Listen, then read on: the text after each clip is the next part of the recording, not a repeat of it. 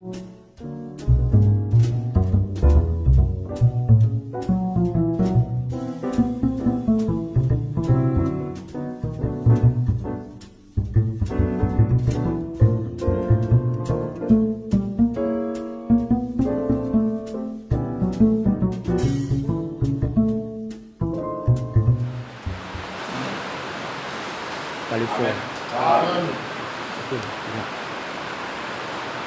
le nom du Seigneur soit béni. Amen. Nous avons réuni encore ici ce soir. Et j'aimerais juste lire dans le livre d'Ésaïe, chapitre 21, verset 12.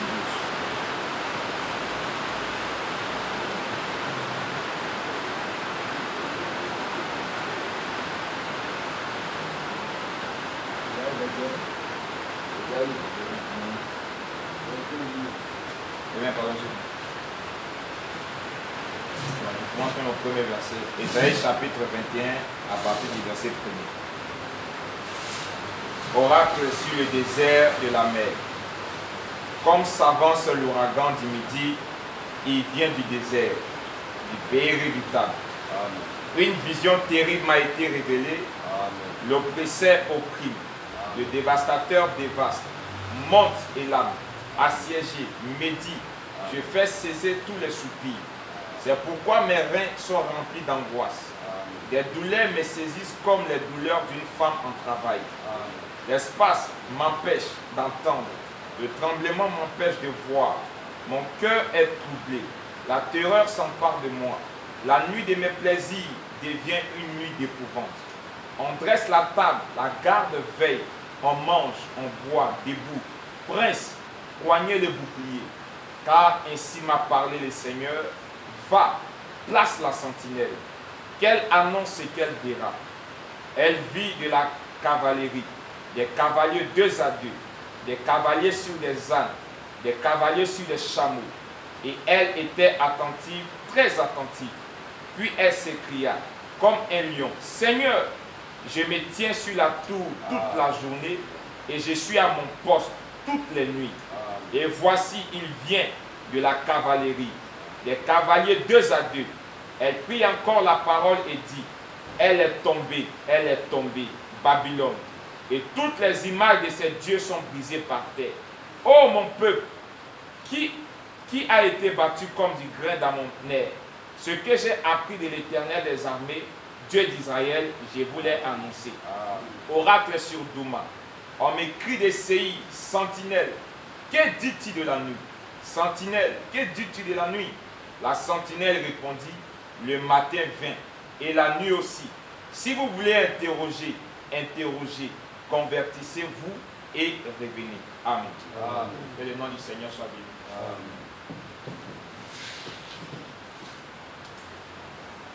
En tout cas, vraiment, je remercie encore le Seigneur de nous rassembler ici ce soir.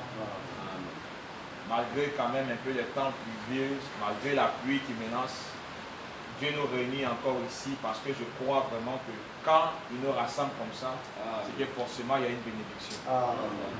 Et ça c'est sûr. Parce que la Bible a déclaré que là où 2 ou 3 sont rassemblés à son nom, il est présent. Et les livres d'Ésaïe qu'on vient de lire, c'est vraiment, et il peut dire c'est notre temps même que le prophète Ésaïe a vu comme ça. Parce qu'il a dit c'est le temps où l'Esprit de l'Éternel lui montre les choses à venir, où Dieu lui a montré les terreurs qui vont commencer sur la terre, où Dieu lui montre les difficultés, où Dieu lui montre les problèmes, où Dieu lui montre l'adversaire, au point même où il est parlé de Babylone. Et on sait très bien que c'est dans notre âge que Babylone va tomber. Mais Ésaïe dit, lorsqu'il a vu ces choses, il n'était pas resté à côté pour se réjouir. Ésaïe, lorsqu'il a compris ces choses, il ne s'est pas réjoui de la condition de Babylone. Mais il a compris que c'était pour lui le temps de rentrer en prière. Parce qu'il a dit, mes nuits de plaisir, les nuits où je pouvais rester à la maison pour dormir, c'était plus le temps. Parce que lui-même, il dit tellement son corps, ça tremblait, il ne pouvait plus s'arrêter sur ses pieds. Et vous allez voir que lorsqu'on a demandé d'installer la sentinelle, il vient demander à la sentinelle, dis sentinelle, que dis-tu de la nuit? Voici la question principale qu'on pose à la sentinelle. On demande sentinelle, tu dis quoi de la nuit? La sentinelle répond. Il dit, la nuit vient et le matin aussi. C'est-à-dire que le matin, c'est le lever. C'est-à-dire que c'est le début d'un nouveau jour. Le matin, c'est la venue du Seigneur Jésus-Christ. C'est ça. Donc la sentinelle, on lui pose la question de savoir qu'est-ce qu'il dit de la nuit. Mais il nous montre que le Seigneur Jésus-Christ vient. Mais il ne s'arrête pas là, il dit les ténèbres aussi. C'est-à-dire que oui, la venue du Seigneur Jésus-Christ ne sera pas seulement accompagnée de gloire, mais il y aura aussi des temps de ténèbres et des difficultés aussi qui viennent. Et il dit, si vous voulez interroger, si vous croyez qu'il y a encore temps d'aller interroger, d'aller lire d'autres livres, de chercher à comprendre, il dit, vous avez le temps d'aller lire. Mais pour vous, que ces choses vous concernent, il dit, convertissez-vous et revenez. La conversion, c'est de changer. La conversion, c'est d'avoir un moment de changement dans notre marche.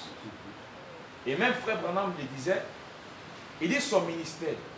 Parce que nous sommes ici, ce n'est juste des exhortations pour la prière. Frère Branham peut dire que même son ministère a eu un changement.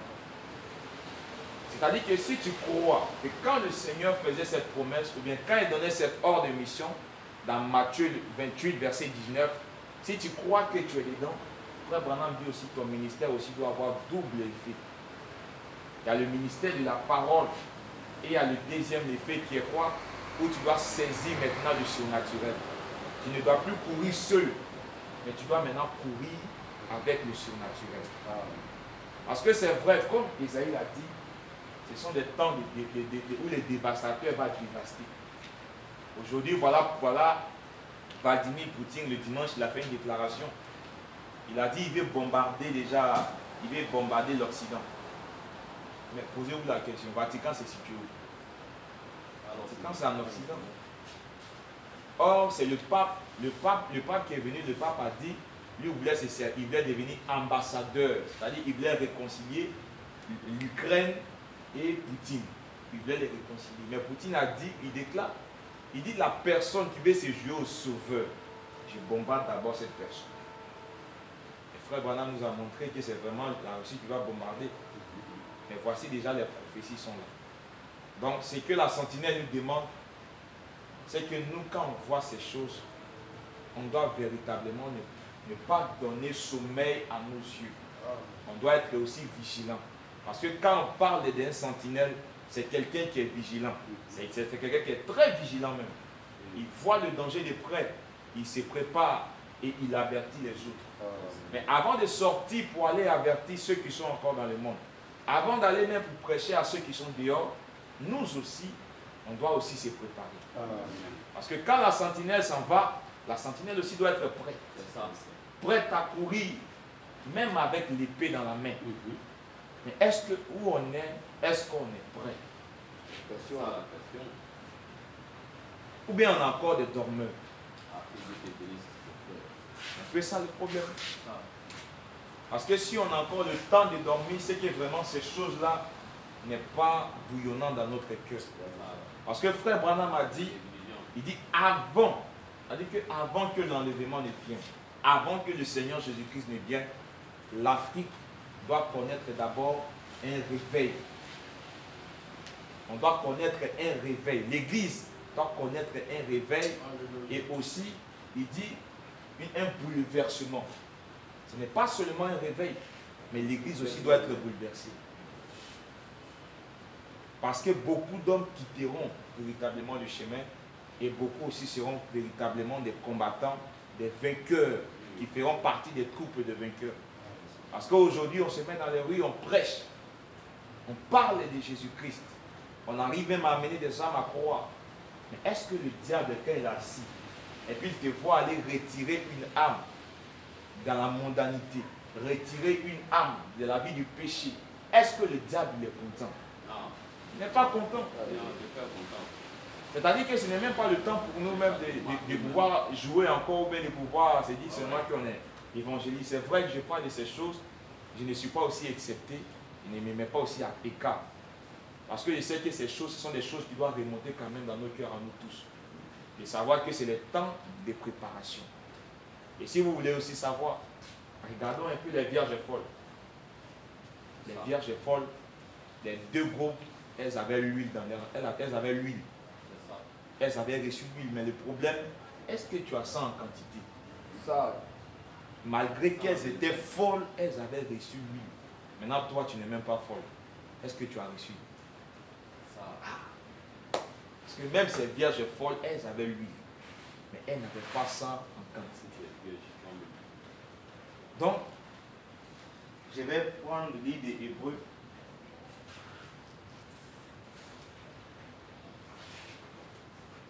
Genèse, pardon. Genèse 1 à partir du verset 26. Puis Dieu dit, faisons l'homme à notre image, selon notre ressemblance, qui domine sur les poissons de la mer, sur les oiseaux du ciel, sur le bétail, sur toute la terre et sur tous les reptiles qui rampent sur la terre. Dieu créa l'homme à son image, il le créa à l'image de Dieu. Il créa l'homme et la femme. Dieu les bénit et Dieu leur dit, soyez féconds, multipliez, remplissez la terre et l'assujettissez, et dominez sur les poissons de la mer, sur les oiseaux du ciel et sur tout animal qui se meut sur la terre. Amen. Voilà un peu quand même quelque chose d'un peu de très capital. Frère Branham appelle ça le programme de Dieu. Le programme que Dieu avait fait au début. Le programme, quand Dieu créa l'homme, quel était son programme? Quel était le but de Dieu? Pourquoi est-ce que Dieu il a créé Adam? Vous allez voir quelque chose bizarre. Il dit, faisons l'homme à notre image et à notre ressemblance. Donc l'homme, il ressemblait à Dieu. C'est-à-dire que si on devait prendre aujourd'hui la photo de Dieu, c'était l'homme. Parce qu'il dit, faisons l'homme à notre image, à notre ressemblance. C'est pourquoi Frère Branham dit, l'homme, Dieu c'est la perfection de l'homme. C'est pourquoi aujourd'hui nous, si Dieu nous a créés comme à son image, on doit aussi devenir parfait. On doit arriver à cette perfection de Dieu. Parce que même pour pouvoir dominer, mais aujourd'hui, chose bizarre, c'est le péché qui nous domine. On vient même ici, même ce sommeil qui nous domine. Pharaon nous domine et autres. Pourquoi? Parce qu'on a rejeté catégoriquement ce droit de naissance depuis qu'Adam avait péché. Mais Dieu veut nous ramener à ces choses. Maintenant là, on appelle ça la troupe des vainqueurs. C'est ceux qui vont vaincre qui vont arriver là. Si sinon tu n'es pas un vainqueur, oui, tu resteras. Tu pourras prêcher à beaucoup d'âmes. Et comme Matthieu 7 le dit, arrivé au jour du jugement et le Seigneur te dit qu'il ne t'a jamais connu. Malgré toutes tes bonnes œuvres que tu auras faites sur la terre, il te dit qu'il ne t'a pas connu. Mais je crois quand même que ce n'est pas le cas pour nous. Il nous a appelés et si on est là, vraiment, c'est pour notre préparation. Donc si Dieu, Frère Branham le dit, Dieu il avait un programme et le programme de Dieu, c'était que l'homme puisse dominer sur toutes les choses qui étaient sur la terre. Mais vous allez voir que frère, aujourd'hui, on n'arrive même plus à dominer même sur petite maladie. Pourquoi? Parce que Dieu il avait retiré son esprit dans l'homme. Acte 1, verset 8, il promet maintenant de ramener cet esprit en nous et ramener sa puissance. Il a dit dans le livre des Actes 1, il dit, vous attendez à Jérusalem jusqu'à ce qu'une puissance vienne sur vous. Donc le Saint-Esprit qu'on doit recevoir, ça doit être une puissance qui doit agir. Tu ne peux pas dire que tu as reçu le Saint-Esprit et être calme. Tu ne peux pas dire que tu as reçu le Saint-Esprit et tu n'es pas préparé. Tu ne peux pas dire que tu as reçu le Saint-Esprit et tu vas seulement à tes occupations. Les choses de Dieu ne te disent rien. C'est grave. Là, il y a un problème. En tout cas, c'est là le temps. Je me souviens même de ce discours de Poutine qui disait le dimanche. Poutine même dit, ce n'est plus le temps de beaucoup parler, mais c'est le temps maintenant d'agir. Si un démon arrive à exprimer ses paroles, à combien plus fort nous les fils de Dieu? Ça. La Bible en a lu ça trop de fois. Les citations on a lu ça trop de fois. C'est-à-dire que si on vient maintenant dans la présence, je ne crois même plus que c'est le temps même de donner plus des exhortations de 20 à 5 minutes même. Mais c'est le temps maintenant pour nous de chercher la face du Seigneur pendant qu'il est temps. Parce que lorsqu'on a regardé un peu ces hommes qui ont marché avec Jésus, ces disciples, ils avaient une vie surnaturelle. C'est vrai, on a lu quand même l'histoire où Ananias et Saphira, où l'apôtre Pierre a parlé et ils sont tombés, ils sont morts.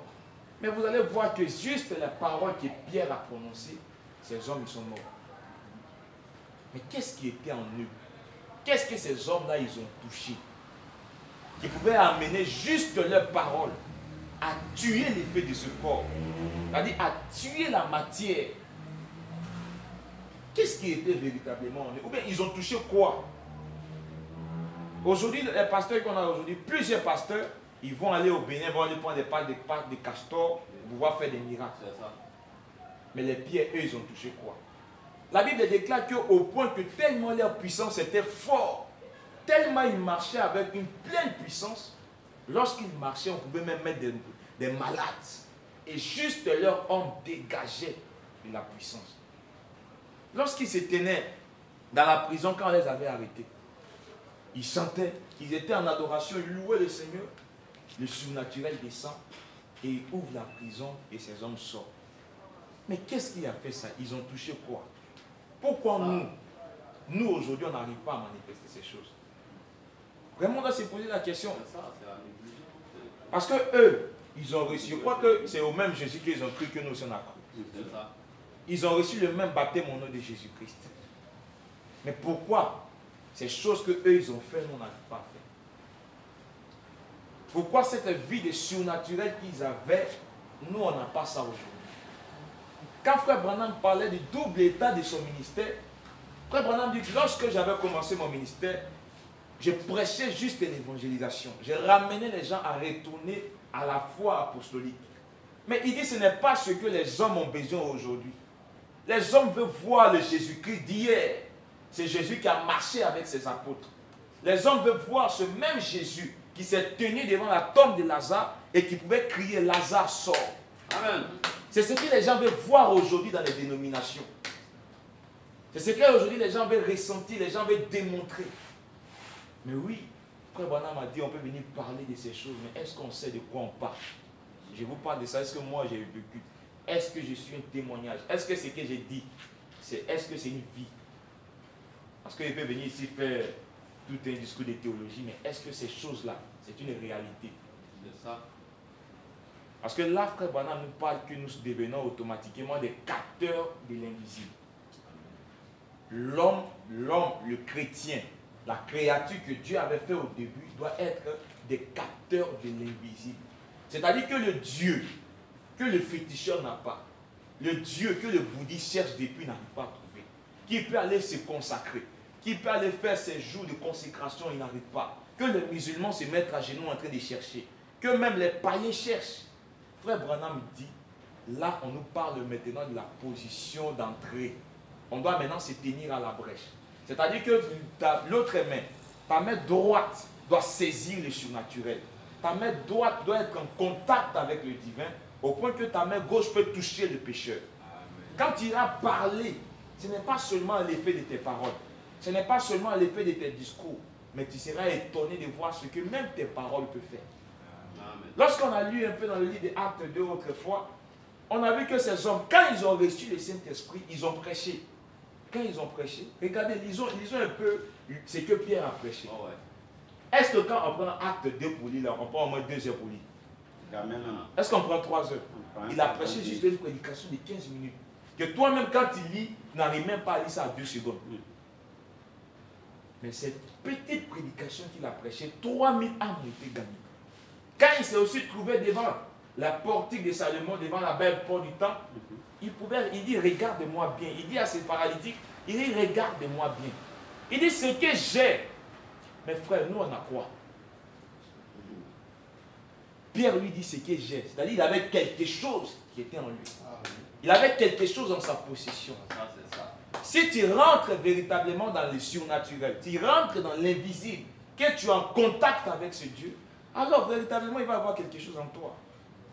Mais oui, la télévision qu'on a, ce sont aussi des capteurs d'hommes. Il y a des gens qui ont des télés chez eux et la télé ne marche pas. Mais il y a d'autres qui ont des télés, la télé marche propre. Parce que la télé arrive à capter.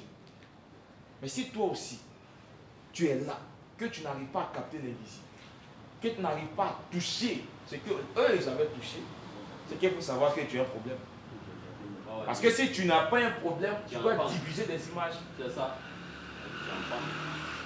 Donc on peut voir que cet homme, il dit, regarde-moi bien, ce que j'ai, au nom de Jésus, je te le donne. Donc il avait la puissance. Maintenant, cette puissance agissait par le nom de Jésus.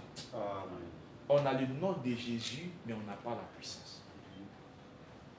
Frère, peut-être beaucoup peuvent voir que dans nos réunions qu'on fait ici, c'est-à-dire que c'est banal, c'est n'importe quoi. Si vous avez remarqué, depuis, je crois, 18h jusqu'à aujourd'hui, à 7h, il pleuvait. Tellement. Mais quand on a commencé à minuit, la pluie s'est arrêtée. Ça. Demandez à frère Philippe. Le dimanche, je ne voulais même pas qu'il rende le témoignage, mais il a rendu. Demandez à frère Philippe. C'est un frère, mais vous allez voir qu'il n'est pas trop comme ça, il ne parle pas trop, mais il est arrivé. Ses frères, juste pas un seul, quelques jours de consécration, un peu, il est arrivé à prophétiser. Frère Philippe, il est arrivé à prophétiser. C'est-à-dire qu'il n'a même pas pris un temps de consécration. Une seule fois. Maintenant, imaginons s'il a pris son temps de se consacrer. C'est fini comme ça s'est explosé. Donc, c'est-à-dire que oui, ce que eux ils ont fait là, nous on peut faire. Amen. C'est pourquoi, frère, moi, je marche toujours avec au moins un témoignage ou 22. Et je le disais à frère Romain le dimanche. Vous voyez, il est arrivé qu'ils ont dit même l'enfant de Sœur Sabine. Il y avait son enfant qui était en train d'accoucher, je crois. Moi, mais je ne sais même pas quel enfant. Ça, le ciel m'est témoin. Je ne sais même pas quel enfant, sa fille. On dit que c'était vraiment difficile. Ils ont emmené ça dans le sujet des prières. Ils ont prié. C'est pas ça, frère Oli. Ils ont prié. Mais moi, j'étais à Pakobo. Elle a dit ce même jour, elle était en train de. Sa fille devait accoucher, moi, j'étais à Pakobo. Et je suis allé dormir. Et bizarrement, j'ai dormi jusqu'à vers 5 h du matin. Et j'ai la voix. Je vois Sœur Sabine qui vient avec un bébé dans sa main. Elle me confie le bébé. Elle dit, frère Michael, tiens, prie pour le bébé. Ici, son pied, ce pied-là, ça s'est tourné comme ça. Il y avait une boule. Donc, au moment que j'ai prié dans le songe, mes lèvres aussi priaient. C'est-à-dire que je me sentais véritablement en train de prier. Au fur et à mesure que je priais, ça revenait, ça revenait, ça revenait. Tout était revenu. Au point que dans le songe, j'ai vu que le frère qui est rentré, il voulait me toucher. Il a dit non, frère, ne le touche pas. Quand j'ai fini de prier, j'ai expliqué ça à Frère Augustin, il dit ah, il n'a pas compris. Mais c'est après, on m'a dit, ah, voilà ce qui s'est passé. C'est-à-dire qu'ici, on est en train d'amener ça en sujet de prière. Moi, ça arrive chez moi là-bas et j'ai pris tout ça. Mais comment ça s'est fait? Frère, on a un Dieu vivant. Amen. C'est-à-dire que ce qu'il a fait, c'est pourquoi même Isaac, je crois que Isaac l'a chanté. Il dit il y a des choses, c'est-à-dire que ce qui n'est pas même écrit dans la Bible, Dieu peut faire ça avec nous. Amen. Des situations qui n'ont pas été décantées dans la Bible. Mais il veut les décanter. Il dit, les œuvres que je fais, vous en ferez des plus grands. Mais pourquoi eux, ils sont arrivés à faire ça et pas nous? On doit se poser maintenant la question. Parce qu'on vient, on prie.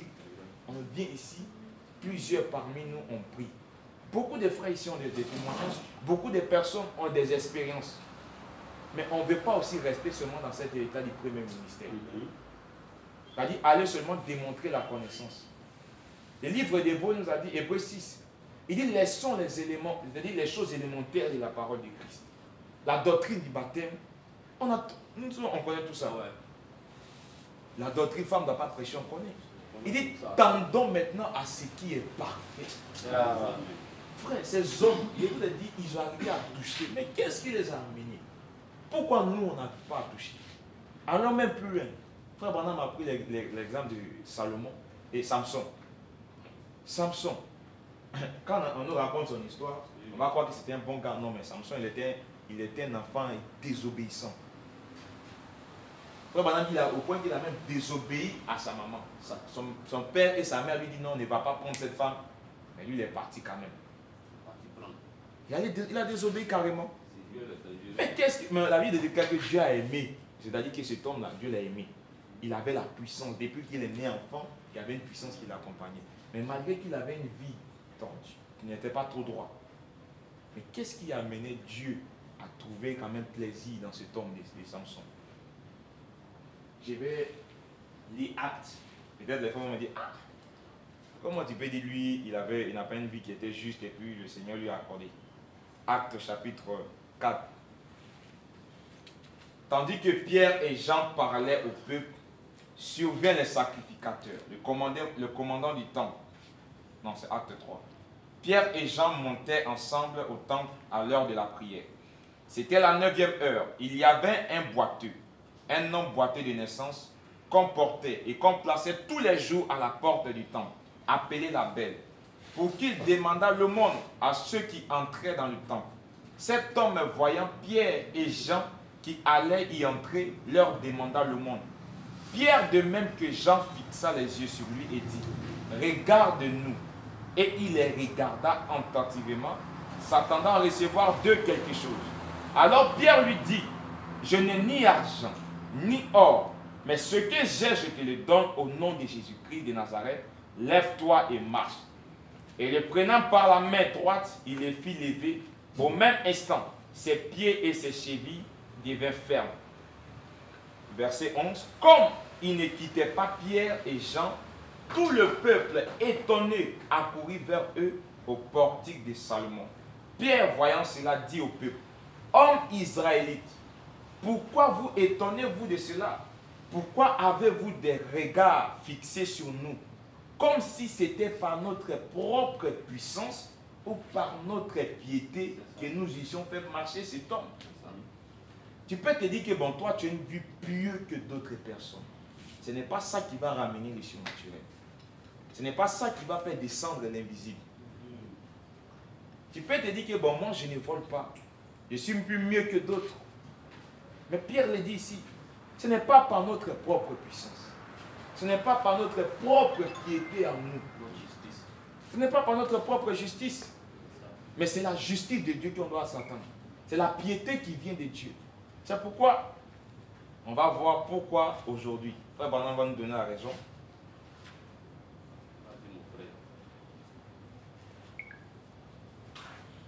Je lis dans la prédication les réalités infaillibles du Dieu vivant.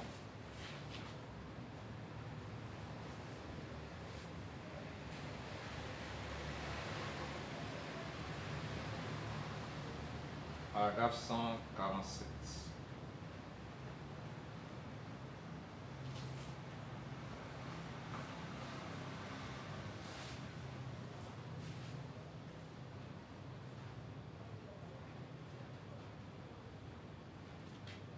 Il dit, Frère Branham dit, ce dont nous avons besoin aujourd'hui, ce sont des hommes et des femmes qui veulent une réalité.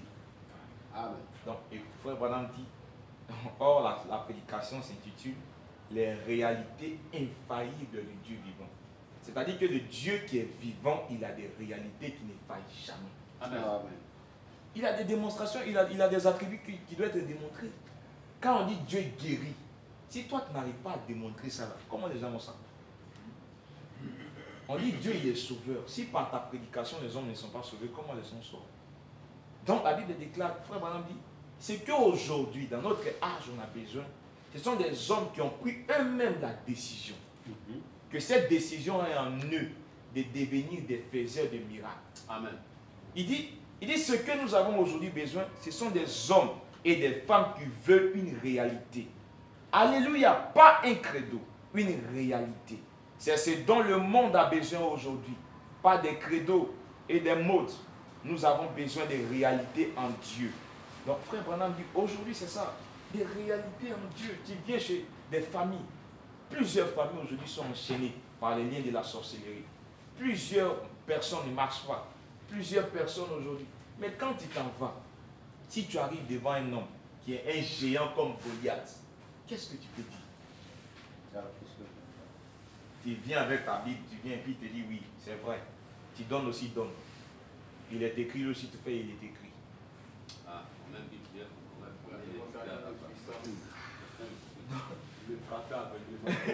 Ah, c'est ça. Mais comme frère vous me dit, c'est bien, c'est pour le frapper d'aveuglement. Paul l'a fait, non? Paul l'a fait. Oui, oui. C'est-à-dire qu'il est arrivé devant quelqu'un, il a dit que Si je reste là, c'était pas trop. Ouais. Va prendre non. Il a frappé l'homme là d'aveuglement. Malgré qu'il avait une puissance. Mais oui, c'est quand les puissances se croisent, on sait qui est qui. C'est ça. C'est quand c'est-à-dire que l'être humain et Dieu se croisent. Parce que toi, tu es Dieu. C'est pourquoi il a dit dans Genèse, il dit faisons l'homme à notre image. Donc toi, tu es déjà Dieu. Mais tu te croises avec un être humain, un homme inutile, qui a une petite puissance. Il n'a même pas avoir peur, il n'a même pas crainte. Ouais. Parce que lui, il a quelque chose aussi pour tenir. Maintenant, toi, tu tiens sur quoi? Femme ne doit pas prêcher. Ah. Ce n'est pas un fondement. Ah, tout un fondement. Le pasteur n'est pas biblique. Même ces péticheurs, même ces pasteurs qui prêchent des bonnes doctrines, ils ont quand même ces grillés avec eux.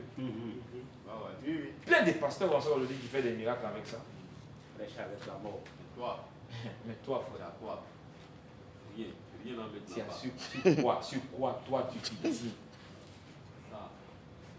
Donc, frère Branham, il montre quoi? Il dit c'est ça. Déjà, on doit partir déjà de notre décision à nous. Et notre décision d'être des hommes qui amèneront les réalités infaillibles de Dieu. C'est-à-dire que c'est que la deuxième dimension, la dimension des hommes n'arrive pas à montrer aux hommes, nous qui sommes des capteurs, nous qui nous consacrons. Parce que pour être un capteur, là, tu dois d'abord te vider. Un capteur, c'est quelqu'un qui est vide totalement et tu arrives à saisir, c'est surnaturel, et à démontrer aux hommes. Enfin, montre que oui, Jésus l'avait dit qu'il était le même hier, aujourd'hui, éternel. Mais oui, où sont les miracles? Où sont ces prodiges? C'est vrai, on ne court pas derrière les miracles. C'est vrai, ça, c'est la parole, les gens qui cachent derrière ça. On ne court pas derrière les miracles. C'est vrai. Mais ce sont des choses qui doivent nous accompagner. C'est ça même. Paul a dit, je ne suis pas venu vers vous avec des discours persuasifs de la sagesse humaine. Aujourd'hui, frère, comme je l'ai dit, ce qui est avec, ce que moi j'ai eu fait, c'est juste des préliminaires, ce que les frères Philippe a fait, ce n'est même pas des choses importantes. C'est-à-dire que c'est des petites choses, c'est comme même des miettes qui sont pour tomber. Le Seigneur veut nous amener au-delà même. Le Seigneur veut des hommes qui sont capables. Le Seigneur veut nous démontrer. C'est là frère Branham dit, quand Jésus n'était que le modèle. C'est-à-dire Jésus qui marchait sur la terre, il était le modèle du programme de Dieu. Sinon Dieu pouvait sauver, Dieu pouvait rester sur le trône et sauver. Dieu pouvait rester sur le trône et guérir des gens. Mais pourquoi il a pris un corps humain? C'est pour montrer que dans ce temps de la fin, même dans ce temps où on vit, il a besoin de corps humain. Et il a montré que ce qu'il a fait avec Jésus, c'est ce que ce Dieu veut faire avec nous. C'est-à-dire que s'il a utilisé Jésus pour guérir, il veut aussi nous utiliser pour guérir. S'il a utilisé Jésus même pour ressusciter des morts, je vous assure qu'il veut aussi nous utiliser pour ressusciter des morts. Mais tu peux aussi douter dans ton cœur. Frère Michael, tu es sûr qu'on peut ressusciter des morts? Non, mais on peut. On peut, frère. On peut. Parce que frère Branham m'a dit, tout part de la décision. Des hommes qui sont prêts pour démontrer la réalité de ce Dieu. C'est une décision ferme. Et cette décision, je vous assure que c'est la troupe des vainqueurs. C'est des gens qui sont prêts. Frère Branham va le dire. C'est des hommes qui sont prêts à tout laisser, à tout abandonner. Quand il parle de tout abandonner, il parle de tout. Regardez les apôtres. Quand ils sont venus, ils ont dit, Seigneur, jusqu'à quand l'établissement est monté dans la chambre haute? Il n'a même pas les liens avec eux. Mais Seigneur, tu avais monté. Ils sont montés, ils ont passé combien de jours? 10 jours. C'est comme dans l'arche de Noé qui était aussi l'exemple. L'arche de Noé, on a compris juste qu'il y a 8 personnes qui ont été sauvées. Mais combien en réalité sont montées? Plusieurs, des milliers de personnes sont montées. Mais au fur et à mesure que le temps se prolongeait, plusieurs descendaient au fur et à mesure et il n'est resté que 8. C'est comme ça. On est aussi beaucoup, plein. Vous allez voir que beaucoup parmi nous, ils ont vu la pluie, d'autres sont restés. Ouais. Mais c'est véritablement des moments très précieux pour nous. On doit venir chercher la puissance. Je crois même que voici le thème de ce dimanche. Il dit, vous devez recevoir le Saint-Esprit pour être mes témoins. C'est le thème, voilà un peu des choses sur lesquelles nous on parle ici. On se prépare en secret. On est en train de se préparer.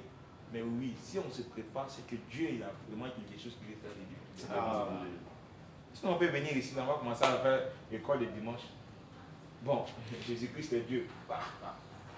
Puis on démontre. On fait les démonstrations. Mes frères, je crois quand même que c'est le temps pour nous d'arriver à amener ces réalités de ce Dieu.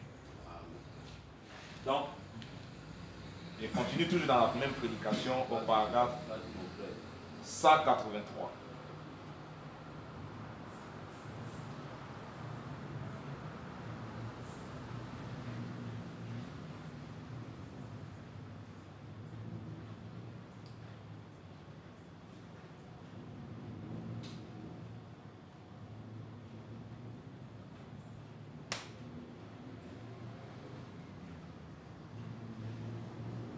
Paragraphe 183. Ce qu'il faut faire, c'est donner votre cœur à Dieu. Dieu veut votre cœur. Oui, monsieur, il a donné sa force par son cœur. Donc ici, frère Branham parle, il prend l'exemple de Samson. Il dit, vous allez voir que Samson, la seule chose que Samson avait donnée à Dieu, c'était sa force. Toi aussi, tu peux donner ton intelligence à Dieu. Tu peux donner ta connaissance à Dieu. Tu peux dire, voilà, je peux aller m'arrêter à l'évangélisation, crier à bas, faire ça. Mais c'est avec ça seulement Dieu va travailler. Il dit, c'est ça le problème de Samson. Samson, son cœur n'était pas donné à Dieu, son cœur était donné aux femmes. Au point que si une le chicote aujourd'hui, il doit courir pour aller chercher l'autre. Mais Dieu, c'est là. Donc lui, où tu le mets, c'est là aussi il agit. Si tu limites seulement Dieu au niveau de la connaissance, Dieu aussi va se limiter à ce niveau. Si tu limites aussi Dieu au niveau des miracles, Dieu se limitera là. Mais si tu limites aussi Dieu au niveau où l'Écriture dit que notre rien n'est impossible à Dieu, je t'assure que aussi rien ne lui sera impossible. Parce qu'il a dit tout est possible à celui qui croit. Je crois quand même qu'on a la foi, qu'on croit quand même qu'on est là. Donc rien ne doit être impossible dans notre président. Aucune situation ne doit être quand même qu'on ne peut pas décanter. C'est-à-dire que notre présence doit même être désirée par des gens. Les dénominations doivent désirer même cette présence. Vous dites, mais ceux-là, c'est qui? Il marche avec quelle puissance? Pierre a été arrêté parce que quoi? Il a fait des miracles. Tous, Paul, parce qu'il a fait des miracles. Il a même voulu être tué parce qu'il a fait des miracles. Regardez, Jésus. C'est là, frère Branham qui a dit, on doit agir sur les deux ministères, que ce soit de la parole avec les miracles. Quand Jésus allait parler à la femme samaritaine, au puits, quand Jésus lui a dit que non, voilà, tu as 5 maris, elle dit, ah, donc je sais que tu es prophète, mais elle n'a pas cru. Elle dit, ah, donc tu es prophète. Et puis elle a continué encore à lui poser d'autres questions. C'est quand Jésus lui a ramené dans l'écriture qu'elle a su. Sinon, quand Jésus s'est arrêté seulement pour lui discerner sa vie, elle a dit non, elle ne voulait pas s'arrêter là.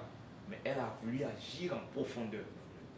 Donc, si tu as la parole, et tu as aussi les miracles, ces deux choses marchent de pair. On ne doit pas être des boîtiers spirituels, frère. Donc, frère Branham continue. Il dit maintenant, beaucoup d'entre vous diront, le dimanche matin, je vais donner 15 minutes. Si votre prédication va au-delà de cette durée, je vais devoir me lever et rentrer chez moi. Eh bien, vous avez 15 minutes le dimanche. Si toi tu dis c'est 15 minutes seulement, tu vas venir donner à Dieu ici. C'est-à-dire que quand la prédication commence le dimanche, c'est 15 minutes, après ces 15 minutes, tu commences à dormir. Dieu aussi s'arrête là. Si c'est les 15 minutes, c'est pour venir seulement dire Shalom Église. Et que c'est Shalom Église que tu as écouté là. Toutes les bénédictions qui viendront derrière là, ça ne t'appartient pas. C'est les mêmes aussi ici. Si tu crois que tu as venu dormir ici, je t'assure que toutes les bénédictions qu'on va donner ici ne vont pas t'appartenir. Parce que c'est le temps, le minimum que tu as donné à Dieu, c'est ce que Dieu aussi va utiliser. Alors que d'autres sont en train de prospérer, de germer. Mais toi, tu te caches. Il y a un problème. Voilà, j'ai dit, il y a frère Paul qui a dit ça quand on venait le dimanche. Il dit, il y a une soeur qui a eu une vision, je crois, une vision. Dans la vision de la soeur à l'évangélisation, au moment qu'on prêchait, elle dit c'était mon tour, j'avais le micro. Et elle a vu plein d'onctions qui est déversées sur nous à l'évangélisation. C'est ça. C'est-à-dire que frère, ne prenons pas nos choses au hasard. On sera là, mais à l'évangélisation, on sera vraiment rempli. Tu quittes ici, tu t'en vas, tu peux prendre balle. Mal perdu. Parce qu'on est en train de rentrer maintenant dans ce monde invisible. Tous les grands sorciers se sont réunis. Que ce soit les francs-maçons et autres. Aujourd'hui, ils sont en train de travailler. C'est ça. Mais toi, tu veux seulement être là. Il est écrit, il est écrit. Voici un gars que j'aime trop écouter. Souvent, quand j'écoute moi-même, je prends ses points et moi, je fais des recherches. Souvent, même ça ne colle pas. J'attends jusqu'à au moins 2 semaines avant que ça colle. Chocolat. Il y a un gars qui s'appelle Chocolat des filles. Ah ouais. Il est malade dans la tête, ce gars. Le chouchou Ouais, des ouais. filles. Elle s'est cheveux dit. Il a la connaissance. Il a une connaissance démoniaque, ce gars. Lui, élevé même. Qu'est-ce que fait qu'un homme comme ça là? On ne puisque pas. Pour le frapper d'aveuglement. Rapidement. Il faut l'incrédule. Il connaît, c'est-à-dire que le temps. Pas un homme. Première guerre mondiale, là, ça y est, à quelle année, tu sais pas. Il va te réciter. On dirait ordinateur. Un homme comme ça, t'as les débats. Ici, c'est pas. Ici, Il va te il va rapidement. Ici, c'est pas débat. Ici, c'est même pas débat même. Donc, voilà un peu. Tout le monde le fuit. Oui, tout le monde le fuit.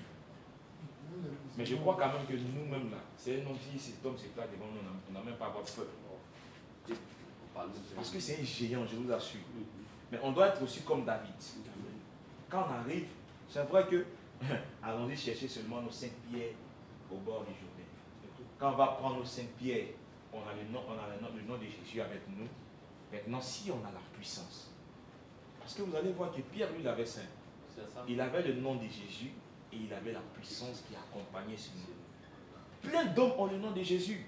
Plein d'hommes prononcent le nom de Jésus. Mais la puissance n'accompagne pas le nom. Donc le nom devient sans effet. C'est ça.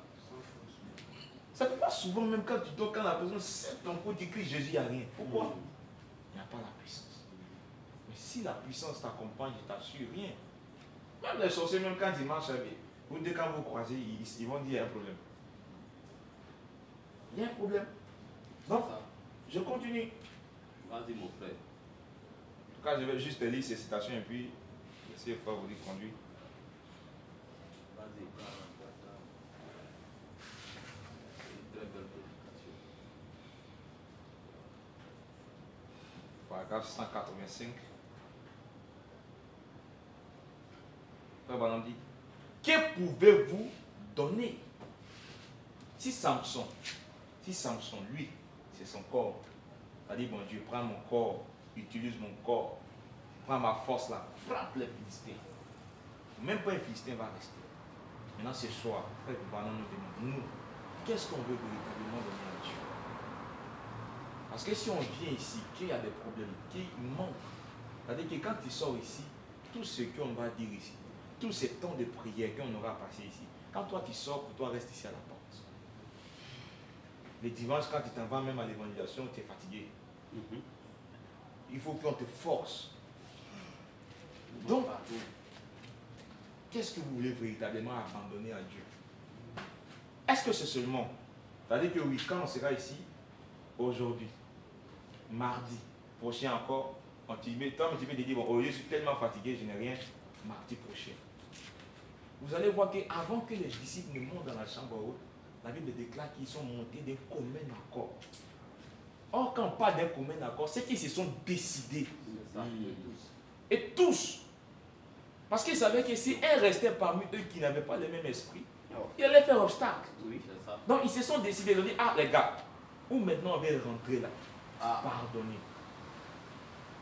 Vous, non, moi je ne suis pas dans ça là. Mais c'est ça à côté. C'est lui qui sent qu'il n'est pas encore prêt à rester.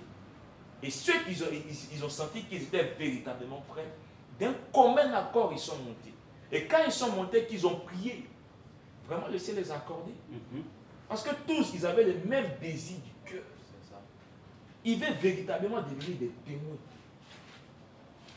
Des témoins de Jésus-Christ.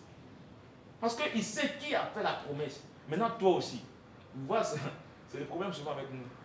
La Bible déclare que personne ne peut dire par l'Esprit que Jésus est fils de Dieu. Et personne ne peut dire que Jésus est fils de Dieu si ce n'est que par l'Esprit. Oui, oui. Donc, pour pouvoir aussi croire quand même ces promesses, ça doit être par l'esprit. C'est que véritablement tu as croisé ce Dieu.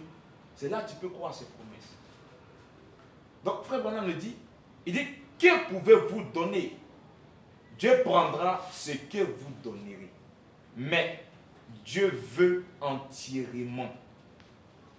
C'est-à-dire que toi, tu dis non, je donnerai à mon bras. Non. Il veut tout ton corps, tout ton âme, tout ton être, ta pensée, tout. Dieu veut tout de nous. Comme Branham le dit. Il dit, il veut chaque parcelle de vous. C'est-à-dire que Dieu veut t'occuper partout. Il ne veut pas seulement rester au niveau de la connaissance. Mais Dieu veut que tu puisses avoir même des yeux de vision.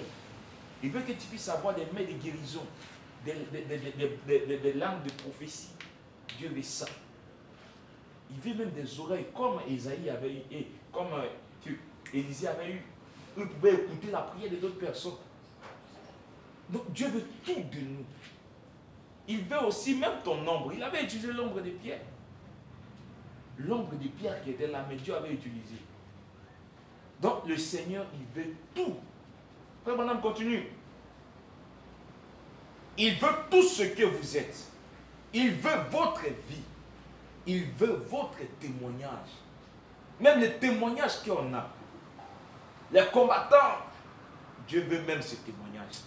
Il ne veut pas que notre combattant, là, ce ne soit que seulement dans la bouche. Notre combattant, là, ce soit seulement pour combattre les forces doctrines. Mais on doit aussi combattre pour posséder chaque portion de terre. On doit aussi combattre pour posséder l'esprit. On doit aussi combattre pour arriver là où les apôtres sont arrivés. Ils avaient l'autre main qui attrapait le surnaturel. Et il y avait l'autre main qui combattait pour eux. Combattant, est-ce que tu es là, arrivé là? Donc, frère Branham continue. Il dit, il veut chaque minute de votre vie. Il veut que vous viviez correctement. Que vous vous conduisiez correctement. Que vous parliez correctement. Que vous agissiez correctement. Il veut que tout lui soit parfaitement abandonné. Donc on arrive là, l'abandon. Ce que Dieu veut, c'est qu'on puisse abandonner en lui. Tous ces grands hommes qui ont réalisé des choses dans la vie, c'est parce qu'ils se sont abandonnés. Einstein, il s'est abandonné à son travail. C'est pas d'Alfred. Einstein, Albert Einstein, il s'est abandonné à son travail. Vous voyez? Einstein, donc, tous ces hommes, quand même, ils ont eu à abandonner quelque chose. Moïse, il a abandonné la gloire de Pharaon, il a abandonné la gloire de l'Égypte et il est allé sur la montagne. Vous allez voir que Moïse, il a étudié même le camp des Pharaons. Il savait les puissances. Il connaissait ce qu'il utilisait. Il connaissait le terrain de son adversaire. La Moïse connaissait. Mais aujourd'hui, quand il dira ici à un frère, alors on va faire aujourd'hui prière pour réclamer l'âme d'un croyant. Alors on va faire prière. On attend qu'il y ait une sorcière là-bas qui a bloqué. Frère, mais est-ce qu'on a dit son serviteur? Frère, est-ce que... Frère, il faut dire justement que frère, je ne suis pas. Voilà, tu n'as pas la puissance. C'est ça. C'est ça. Parce que où déjà tu commences à dire ça, là, tu arrives. Ce n'est pas au frère qui a besoin de toi. C'est-à-dire que dès que tu arrives devant elle, là, c'est fini. Tu prends un mauvais esprit et tu t'en vas. Parce qu'au départ, quand tu venais là, de un, tu étais vide. De un, en réalité, tu étais vide. Qui était en toi? Tu viens avec un corps vide. Il va trouver pour remplir. C'est pourquoi notre évangélisation ne doit pas être seulement des discours persuasifs. Mais on doit arriver. C'est-à-dire que si quelqu'un vient te demander, le Dieu qui te prêche là, est-ce qu'il est vrai? Lui, la Bible a dit que non, le Seigneur est vrai. Amen. Mais ah oui, si j'arrive, démontre. Tu es bloqué. Il était comme Je me souviens, il y a un bouddhiste qui a posé avec lui. Tellement. Une fois, il s'est arrivé. Il m'a dit, oh pasteur, pasteur. La voilà se moquer de moi. Il a vu sa soeur maman avant et puis il a commencé, pasteur, vous là, vous êtes des voleurs. Voleurs. Il a commencé. Il dit, on a fait quoi encore? Il dit, mais vous mentez trop. Vous volez les femmes là, elles viennent prier, vous dites non, il y a un miracle dans leur vie. Oh, c'est l'argent que vous volez. Il dit, est-ce que c'est que les apôtres ont fait là? Est-ce que ça existe aujourd'hui encore? Il dit, oui, ça existe. Il dit, oh, c'est mensonge. Montre-moi un. Il dit, si bon, il dit, le Seigneur a dit, s'il n'y a pas de moi-même, mon témoignage est faux. Mais notre pasteur, il est allé en Tanzanie. Vous regardez le pasteur, il dit, il est parti en Tanzanie, voilà ce qu'il a fait. Il dit, ça c'est faux. Il dit, c'est faux, c'est montage, ils sont allés faire là-bas. Ils ont appelé des pasteurs, ils se sont mis ensemble, tout ça, tout ça. Il dit, mais de quoi tu parles, toi? Il y a un peu de tape sur les bouches. Témoin. Il dit, tu parles de quoi? Il dit, non, c'est faux. Il dit, d'accord. Il dit, tu es sûr que ce qu'il a fait, c'est faux? Il dit, oui, c'est faux. Il dit, mais voilà ce que le Seigneur Jésus-Christ a fait. Il dit, oh, ça là, c'est rien. Il a dit, voilà, moi-même, j'ai eu quand même, le Seigneur m'a permis d'avoir un discernement. Il dit à une femme, dans sa vie, il dit, oh, ça là, moi aussi, je peux faire. Il dit, ici, il dit à quelqu'un, voilà. Il dit, tu peux faire. Il dit, oui, ça c'est rien, ça c'est ce que les musulmans disent, qu'on fait un coup, ils sont et puis la chose arrive. Il dit, ce que tu dis là, si devant moi, ça ne peut pas. Il dit, oui, il dit, ça ne peut pas. Il dit, oui, il dit, d'accord. Tu vois l'ampoule qui est là? Vous faites un coup. Il dit, tu vois l'ampoule? Il dit, oui. Il dit, bon, faut éteindre. C'est chat ou le vous faites un coup. Il dit, voici l'ampoule qui est là. Tu dis, ça peut? Il dit, éteins-moi cette ampoule. Il dit, non, je ne peux pas faire ça. Je peux faire, mais je ne peux pas faire ça devant toi. Il dit, mais fais, éteins. Il dit, éteins l'ampoule. Il me dit, non, reviens à minuit. Il dit, maintenant, si je suis là, pourquoi tu ne fais pas? Je dis, oh, toi, viens à minuit, tu vas voir. Il dit, bon, fais ça devant moi ici là. À minuit. Tellement il a vu qu'il était bloqué. Il dit, bon, toi fais. Ah, mon frère, il est arrivé. Non. Il dit, non, c'est à toi de lancer le défi. Et là, il me suis arrêté. Là, il me suis arrêté. Donc, quand même, j'ai amené cet homme, il a vu que où il partait, il est bloqué. Il a fait douter. Mais oui, j'ai fait De sa position. parce que je sais que, en tout cas, il sait que même s'il avait cette puissance, il ne pouvait pas. Cette assurance seulement jamais. Cette assurance seulement jamais. Et même s'il a une puissance, il s'est arrêté là, la lumière ne va pas s'éteindre. Jamais. Ça c'est sûr. Parce que je sais que la Bible a dit Dieu. C'est-à-dire que Dieu, il n'aime pas la honte. Non. Et s'il y a tenu des déclarations comme ça? Quel homme arrive à éteindre ça? C'est à moi la honte, mais c'est au Seigneur. Donc c'est Dieu qui en croit là. Il n'aime pas la honte. C'est pourquoi, frère, c'est pourquoi la Bible déclare que celui qui veut s'approcher premièrement du Seigneur doit croire de tout son cœur que Dieu existe. Il n'a pas dit que le Dieu qu'on nous montre à l'école, bien en philo, non. Croire que Dieu, il existe. Crois de tout ton cœur que le Dieu qui peut amener les choses invisibles à l'existence, crois que c'est ce Dieu-là que toi tu as cru. Là, tu seras devant n'importe quelle situation et tu verras combien de fois les situations se seront décantées. Aujourd'hui, il a parlé, c'est bouddhiste là. Il parle. Il voit, il dit, mais il dit, toi seulement, on peut t'aimer à part des autres pasteurs. Parce qu'il sait. Quand les gens ils comprennent, ils commencent à voir que tu as quelque chose, et même ils témoigneront, ils rendront témoignage. Donc, je continue et juste, je voulais même aujourd'hui, je lis les citations des frères Branham, je vais laisser.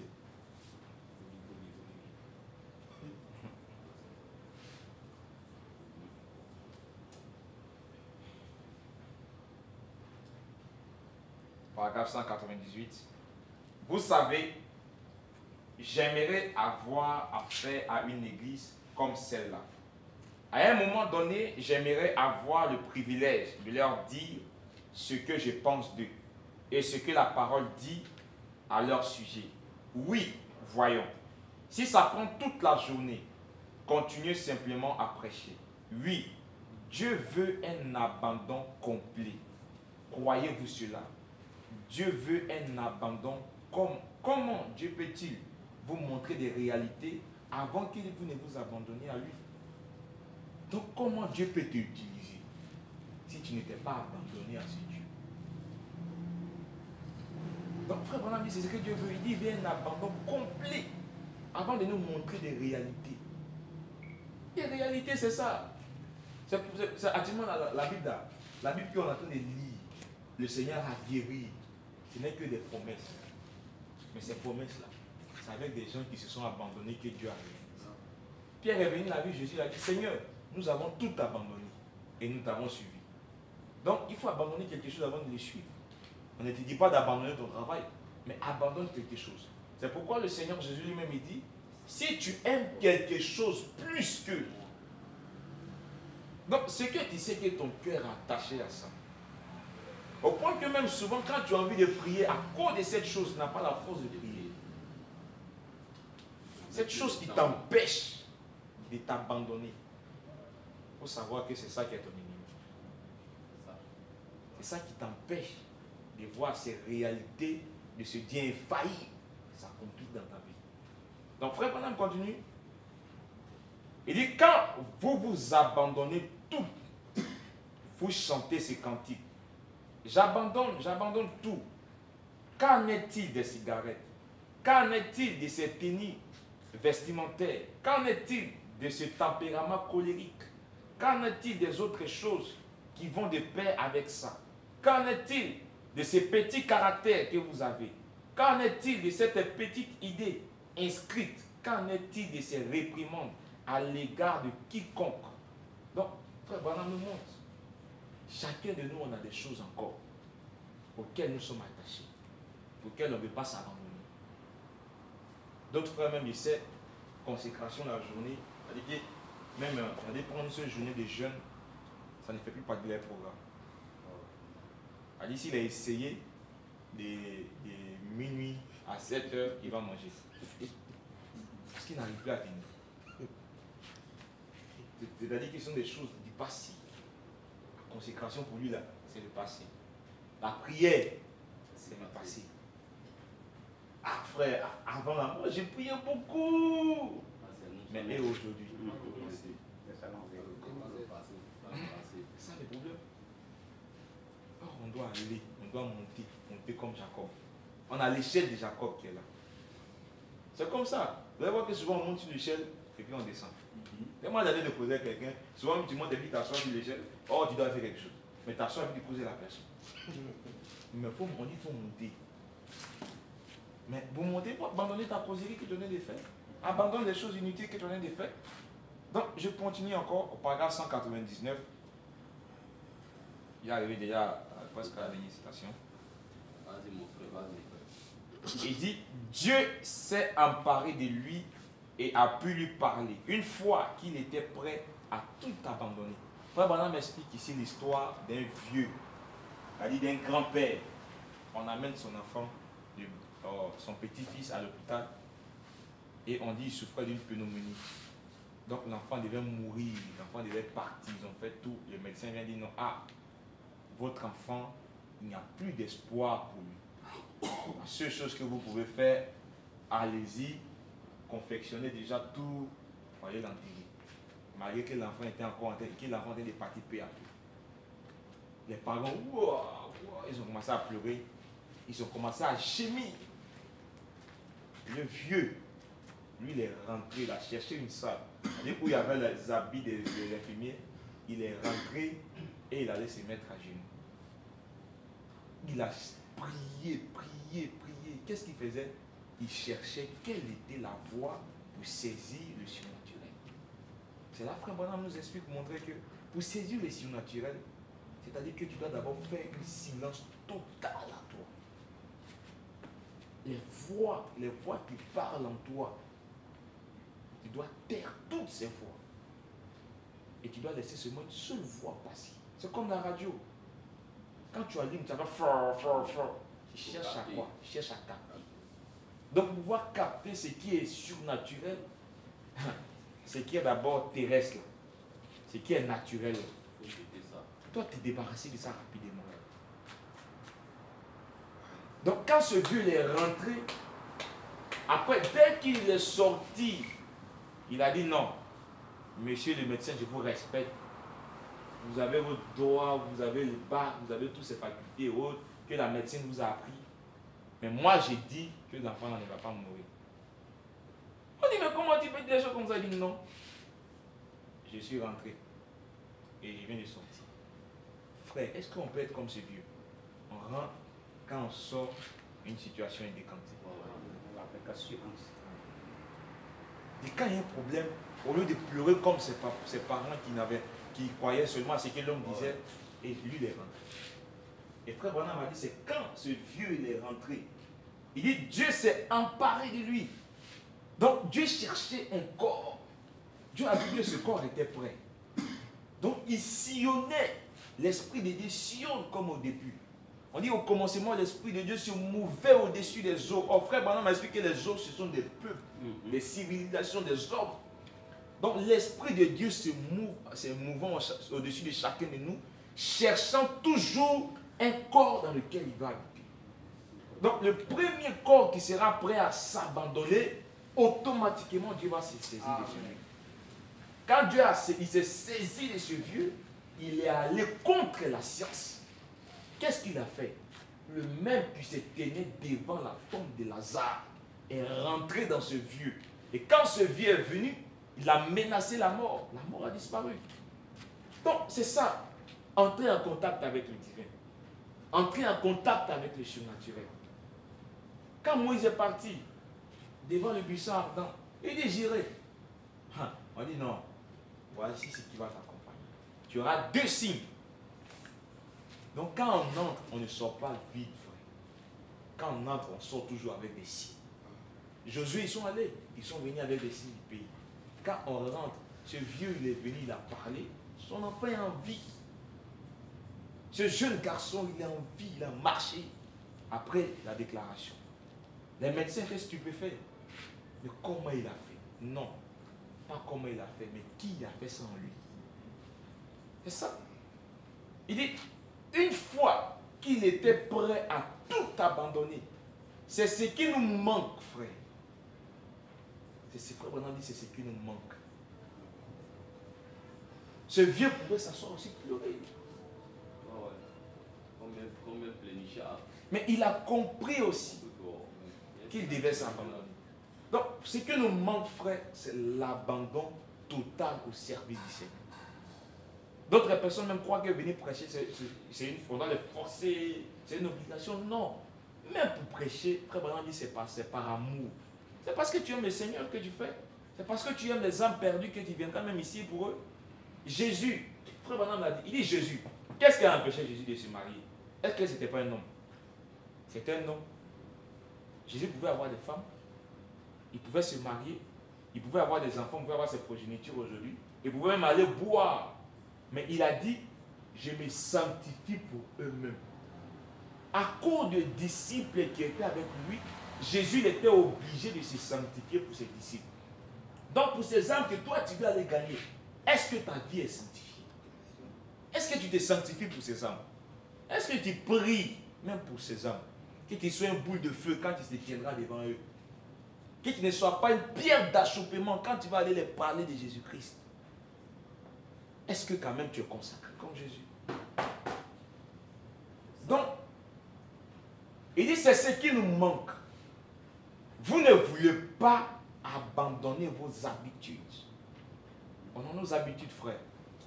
Manger garba. Beaucoup, hein? Waouh. Allez dire oui, on a nos habitudes. Manger à l'heure de prière. Le jour de prière, on ne prie pas. Pas de temps, tout au travail. On n'a même pas, on a nos habitudes. Chacun de nous a ses habitudes. Ah ouais. Mais pour pouvoir rentrer là, tes habitudes là, tu dois abandonner. Peut-être toi tu as l'habitude de venir à l'église en retard. Peut-être toi tu as l'habitude que il faut qu'on te force pour faire les œuvres de Dieu. Mais abandonne ça. Et le Seigneur t'utilisera comme tout autre. Le ciel là, le ciel est rempli. Le ciel est rempli de dons. Les dons. Et puis ce que Dieu veut, c'est de les déverser. Sinon il va les laisser là-bas sur qui? Il va les garder là-bas. Est-ce que c'est pour un an? Ce n'est pas pour un an, c'est pour nous. C'est pour nous que le Seigneur les garde. Donc frère Branham me dit, il dit c'est parce qu'on n'arrive pas à s'abandonner. On n'arrive pas à laisser nos habitudes. Donc on n'arrive pas à laisser nos habitudes, nos défauts, tout ça. C'est venu, j'ai lu.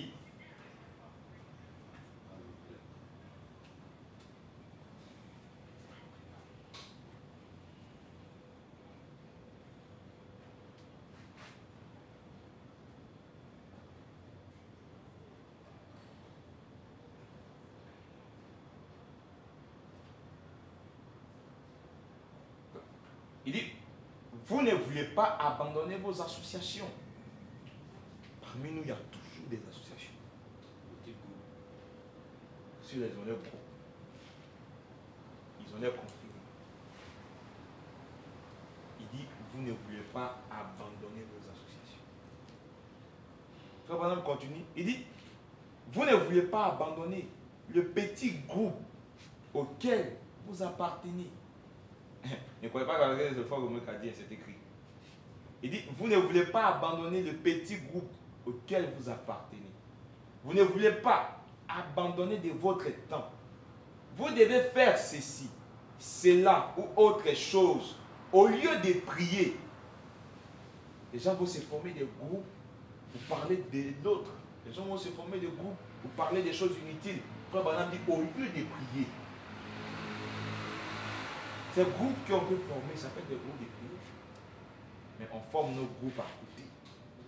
Mais quand ils sont montés dans la chambre haute, ils étaient tous d'accord, d'un commun accord. Il n'y a pas de Donc il continue. Dieu veut que vous vous abandonniez. En terminant, je vais dire ceci. J'ai encore beaucoup d'autres choses ici que j'aimerais dire, mais je n'en ai pas le temps. Dieu veut un abandon complet. Une fois que vous aurez tout abandonné, alors vous verrez ce dont je parle. Donc frère Branham dit, une fois qu'on arrivera à s'abandonner, c'est alors qu'on verra de quoi, depuis, il est en train de nous parler, des réalités infaillibles de Dieu là, c'est quoi? Je termine par la prédication, c'est toujours cette même brochure. Paragraphe 203. J'ai souvent pensé, écoutez, nous terminons Église. Écoutez ces remarques. J'ai souvent pensé que pourquoi, combien nous nous sommes privés, combien nous avons privé Dieu de son plan. Donc frère Branham dit, on a privé Dieu de son programme. Le programme que Dieu avait, qui nous avait montré, c'est-à-dire que le topo, l'exemple en Jésus-Christ, frère Branham dit, on a privé Dieu de ce programme. Dieu veut des corps dans lesquels il va agir, mais nous on a privé Dieu d'utiliser nos propres corps. Toi-même, c'est-à-dire que la faute là, la faute, si tu crois que la faute c'est Dieu, ce n'est pas Dieu. C'est nous-mêmes, on se prive. Donc, il dit, en ne lui abandonnons pas complètement notre vie. Ne lui abandonnons pas tout ce que nous avons. Combien nous avons refusé son programme? Combien nous avons traîné et l'avons fait entendre et entendre et attendre, alors qu'il essaie de trouver quelqu'un à travers qui il puisse agir. Il essaie de trouver quelque part un homme en qui il pourra mettre sa confiance. Un homme qui abandonnera tout. Donc il dit un homme à qui Dieu veut mettre sa confiance. Mais est-ce qu'on est ces hommes? Est-ce qu'on est prêt pour que Dieu nous utilise?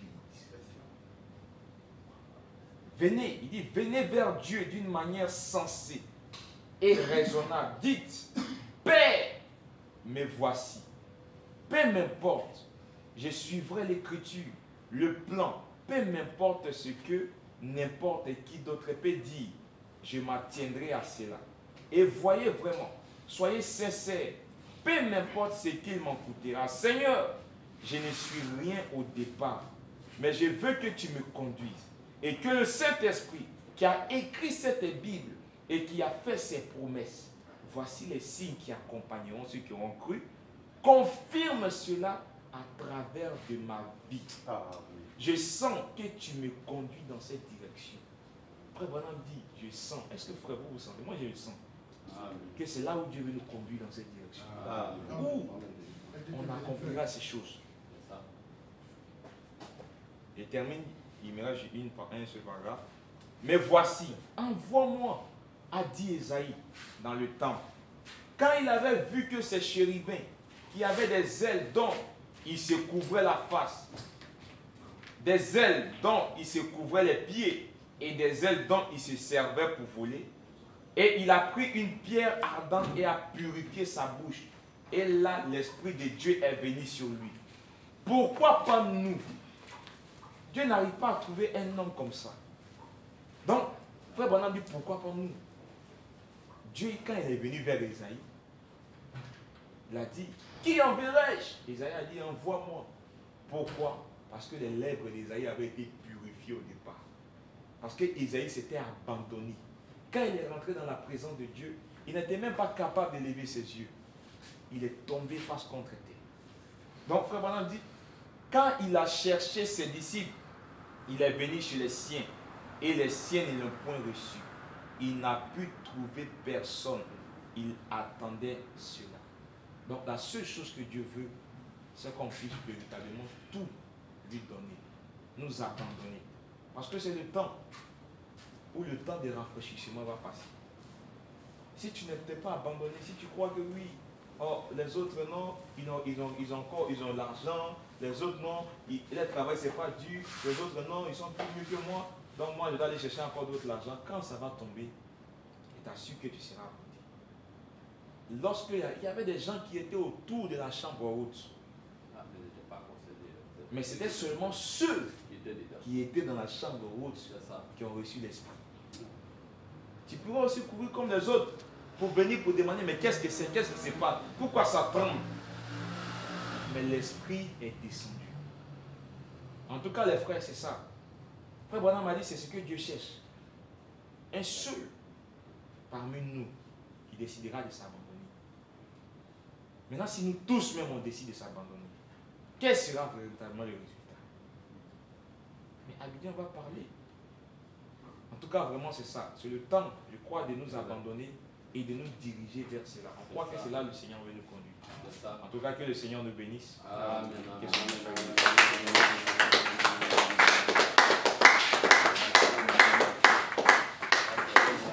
Que Dieu bénisse mes frères. Je pense que je vais tout juste rebondir un peu sur ce qu'il a dit concernant la vision. Et où c'est a eu.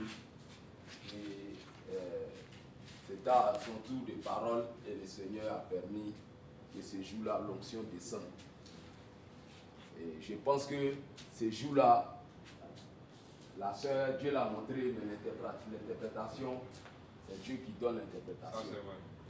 C'est vrai, l'homme peut imaginer, elle peut voir que peut-être que c'est au cours de l'évangélisation à Djaoui, mais l'interprétation réelle, c'est Dieu qui donne ça. Et je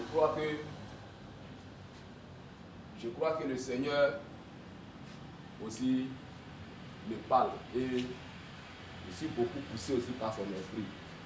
Parce que la dernière fois quand je suis venu ici, on devait faire la veillée, je me posais la question, j'étais pourtant couché parce que je n'avais rien préparé. Je me demandais que l'ancien n'est plus là, comment on va faire. Et je me suis trop tenu devant les frères. Il faut que vraiment le Seigneur trouve solution pour que tous les frères ici soient vraiment bénis. C'est ainsi que me posait la question. Donc quand je venais, je suis venu prier ici d'abord, si aller derrière avant qu'elle revenait, le Seigneur me pousse, dit ah, va dire au frère, il n'y a qu'à prêcher. Va demander au frère, est-ce qu'il est prêt? Donc quand c'est allé lui demander, effectivement, le frère dit il est prêt. Et quand il est venu, le même jour, quand il a commencé à prêcher, c'est là que dans la vidéo, on a vu une onction descendre sur nous tous. Je crois que c'était ce jour-là que Dieu avait interprété le songe. Amen. Moi, je crois que c'est ça. C'était ce jour-là. Ouais. Et depuis ce jour, il y a une onction particulière qui est sur nous tous. Moi, je crois bien. Amen. En tout cas, moi, depuis ce jour, j'ai senti cette onction-là sur moi. Jusqu'à aujourd'hui. Jusqu'à aujourd'hui. Et ce n'était pas cette lumière qui était descendue parmi nous le mardi passé. Ce n'était pas une lumière de caméras, peut-être de la foule, de quoi que ce soit. C'était vraiment le Seigneur lui-même qui était descendu ce jour-là pour confirmer sa parole. C'est ça. Et puis, les prédications qui sont données ici aussi, ce sont des réponses, en tout cas me concernant à mes prières. Amen. Parce qu'il y a eu plusieurs prophéties qui disaient ici que j'avais le don de guérison. Parce qu'un jour, je me rappelle bien, Odilon même était là, il s'est allé le rendre visite. Et arrivé chez lui, on regardait le film de, je crois bien le film de Jésus. Et il y a eu un coup de fil, il y a un monsieur qui nous a appelé pour dire que, qu'il y a sa femme qui est pris par un démon depuis le matin et qu'elle est même dehors. Il a même appelé plusieurs serviteurs de Dieu qui sont venus prier. Jusqu'à présent, ça ne va pas. Et comme il nous a vu prêcher, comme on appelle, dans les rues, c'est là qu'il a pris mon numéro. Donc, il nous appelle pour qu'on puisse vraiment venir à son secours. Donc, en tout cas, c'était ma première fois de me tenir devant un démon. C'était ma première fois, en tout cas, depuis que j'ai commencé à prêcher. Donc, quand on est parti, il y avait le monde dans la rue. Tout le monde était là, c'était au dehors. L'homme même était là. Et nous tous, on s'est mis de côté. Parce que moi, j'ai porté un pantalon genre comme KW et puis un petit tricot en haut. Je ne sens pas un pasteur, un rien. C'est un rien. Donc, on a vu un pasteur, c'est la dame qui priait. Il a prié, prié, prié. Tout son habit était mouillé. Donc, quand la dame s'est calmée, il s'est levé.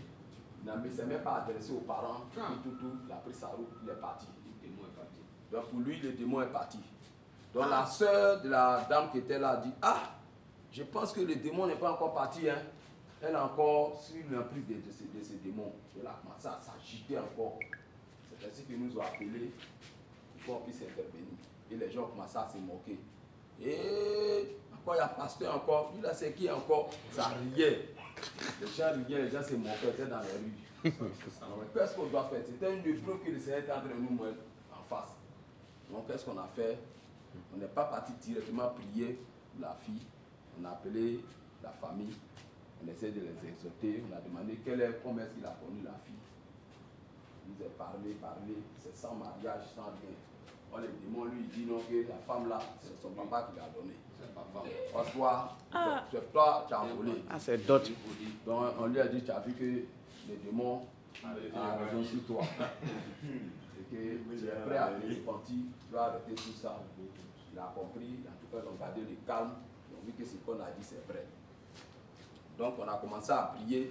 Et j'ai dit au Seigneur, tu as dit dans ta parole qu'on ne doit pas imposer les mains de façon précipitée.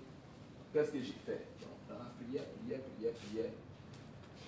j'ai senti, comme le frère Élisée l'a dit ici, j'ai senti une onction dans ma main droite. Dans ma main droite. J'ai entendu une voix qui est venue insister dans mon oreille. Impose-lui les mains. C'est-à-dire que cette voix, je ne pouvais pas la repousser. C'est une voix autoritaire. Je ne peux pas, c'est une voix en tout cas qui est pour tout mon être entier. Je ne pouvais pas. C'est-à-dire que même il n'y avait rien en moi qui pouvait dire non. Donc cette voix était même ma décision. Imposante. Donc quand j'ai imposé mes mains sur la dame, elle a poussé un grand cri. Elle a poussé un grand cri et puis fou, elle s'est levée. Elle s'est levée, elle dit, mais pourquoi, mes cheveux, c'est où? Mais pourquoi ici? Il fait quoi ici? C'est là les parents disent, oh, tu as passé toute la journée à nous fatiguer. Et c'était la joie dans les rues là. On a pris notre doucement. Tranquillement. Voilà. Dieu s'est glorifié. Depuis ce jour-là, j'ai vu que le Seigneur veut travailler. Mais, comme le frère l'a dit, c'est l'abandon. C'est l'abandon.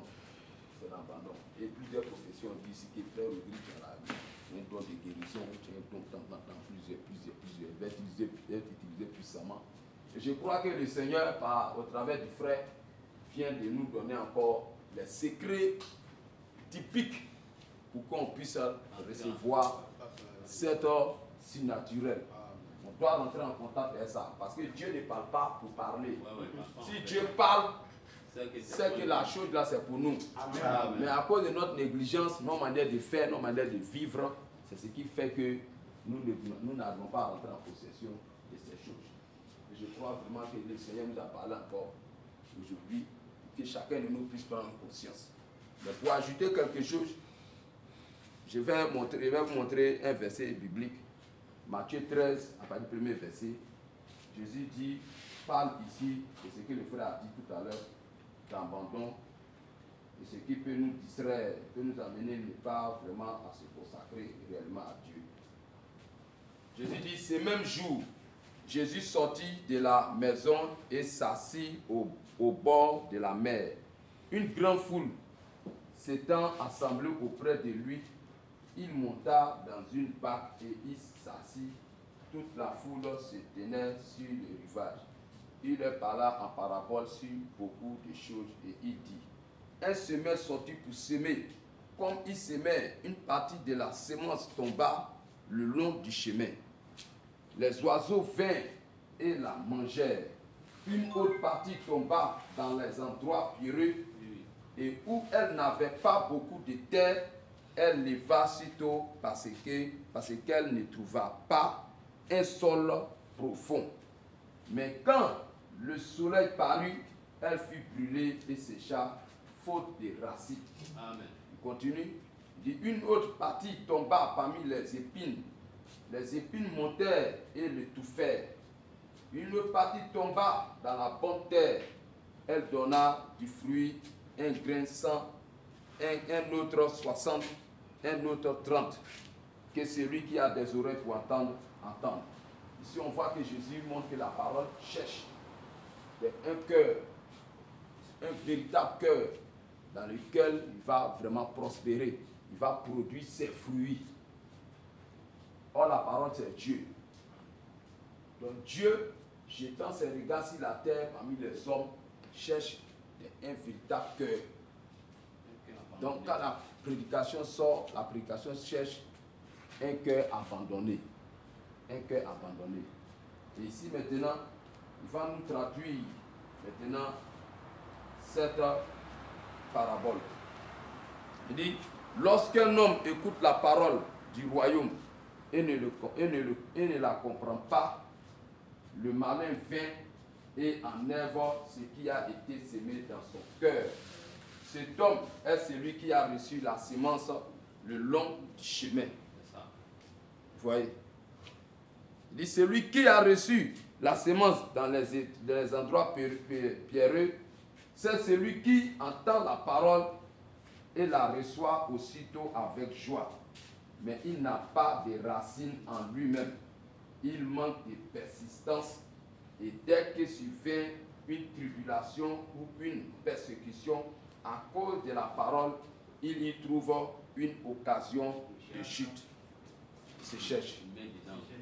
Continue, il dit, celui qui a reçu la semence parmi les épines, c'est celui qui entend la parole, mais en qui les soucis du siècle et la séduction des richesses de toutes ces paroles et la rendent infructueuse. Donc Jésus montre ici c'est notre génération. Ah, ça c'est nous. Hein. C'est notre génération où l'apôtre Paul a prophétisé dans les derniers temps, il y aura les temps difficiles. Les gens aimeront le plaisir plus que Dieu. Donc les gens aimeront leur travail. Les gens aimeront leurs femmes. Les gens aimeront eux-mêmes leur propre corps. Le plaisir ici, c'est ce que le frère a dit. Nos petits, c'est ce qui nous attache. Certaines choses qui nous attachent, qu'on aime ça, les habitudes qu'on aime plus que Dieu. Cela va nous empêcher de s'abandonner. Cela va nous empêcher de se consacrer. Cela va nous empêcher d'aimer les choses de Dieu. Ce sont ces choses-là qui nous empêcheront réellement à toucher le divin. Or ici, nous devons rentrer dans la réalité. Dieu est une réalité. Dieu, ce n'est pas des discours. Dieu, ce n'est pas... Parce que ce que Dieu a utilisé sont des... C'est réel, c'est pas croire. Croire, tu crois, comme frère Johnson a dit, tu crois comme un démon. Tu crois comme un démon et rien. Là, Jésus lui a donné des signes qui montrent que toi tu crois. C'est vrai. Jésus a montré, il dit, il a donné des signes qui montrent qui croient. Il dit, voici les miracles qui accompagneront ceux qui auront cru. Donc, c'est obligatoire que si toi tu crois, ces choses-là doivent t'accompagner. Les surnaturels doivent t'accompagner. Quand Moïse est allé délivrer le peuple, il y avait les surnaturels qui étaient là, qui donnaient l'assurance au peuple. Quand Josué est venu, il dit, Moïse est mort, c'est moi qui vais vous conduire. Le peuple dit, comment ça? Tant que nous, on n'a pas encore vu le surnaturel, si toi, on ne peut pas te suivre. Or, Josué a entendu la voix de Dieu, mais cela ne suffisait pas. Il faut le surnaturel. C'est quand le peuple a vu maintenant la colonne de feu qui les a accompagnés avec Moïse, si lui, que le peuple a dit, voilà, vraiment c'est ça. Or, c'est que le monde attend maintenant, le monde attend de voir Jésus. Jésus n'était pas seulement un homme qui marchait à Jérusalem par ses discours seulement, non. Mais Jésus, le surnaturel, l'accompagnait.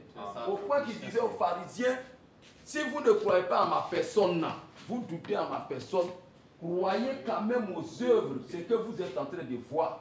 Allez-y dire à Jean, les aveugles voient, les lépreux sont purifiés. Les signes à présenter. Donc il y a des signes qui accompagnaient. C'est ça. Mais aujourd'hui, les croyants d'aujourd'hui, je crois au message, sans rien.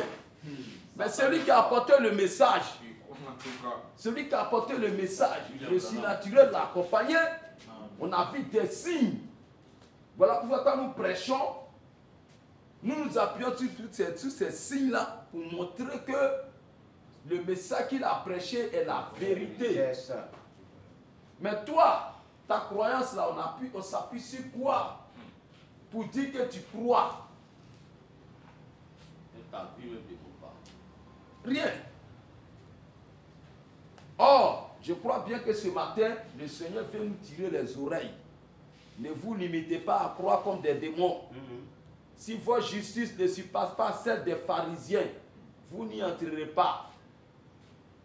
Notre prédication, notre rassemblement dans les rues pour prêcher ne doit pas ressembler aux Gédéons, aux russophones, à tous ces bavardages sur les réseaux sociaux. Ça, ce n'est pas ce que Jésus a besoin de ça. Même pas ça. Jésus a besoin des combattants, des véritables, des gens qui ont touché le surnaturel. C'est ça. C'est ça. C'est ça. Donc, nous devons prendre conscience de cela. Et chacun de nous puisse méditer un peu sur sa vie et voir ce qui l'empêche réellement de s'abandonner. Ce qui l'empêche réellement de s'abandonner. C'est ça.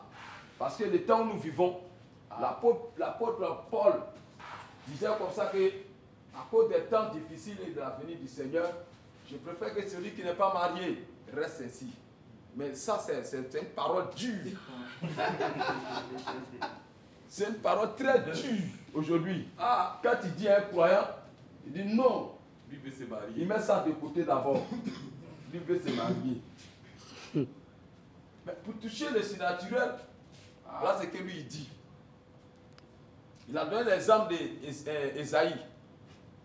Quand il a vu ces temps, Babylone doit tomber. Or, nous sommes dans la période où Babylone doit tomber. C'est ça. Or, lui, il a vu ça en vision. Lui, il a vu ça comme une prophétie. Ce n'était pas en son temps, là, comme son cœur a bouillonné. Mais nous sommes dans la réalité. Nous sommes dans la réalité. Mais nos cœurs ne bouillonnent pas. Nos cœurs ne bouillonnent pas. On vient à la veille, on dort. Pas de temps de prière. On va au travail. Et après, on va accuser Dieu pour dire non, Dieu, tu ne nous as pas scellé du Saint-Esprit. C'est ta faute. Non, ce n'est pas sa faute. Jamais. Dieu, il a mis son plan, là, ses directives qu'il a données pour qu'il nous remplisse du Saint-Esprit. Ce qu'il a fait avec les apôtres. Il disait à Caïn,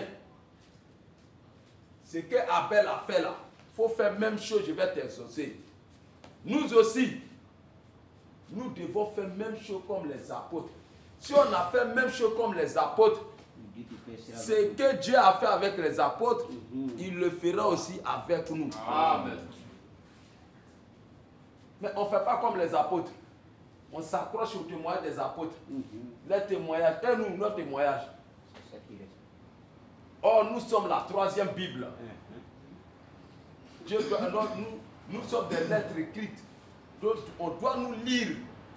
Si Dieu doit écrire une Bible, il doit écrire la Bible avec nos noms. Maintenant, s'il doit avoir 3e Bible, c'est de nous maintenant, ça doit parler. Donc, l'épouse du Seigneur Jésus-Christ doit avoir sa Bible. Doit avoir son histoire. Si Dieu doit écrire. Mais, tous en train de courir encore dans les choses inutiles. Inutiles. Considérant les moments de consécration comme la plaisanterie. Père de temps. Père de temps. Vous voyez, comme le frère l'a dit, la pluie est venue. Tout ça, d'autres n'ont pas bravé la pluie. Arrivés à la maison, se sont endormis.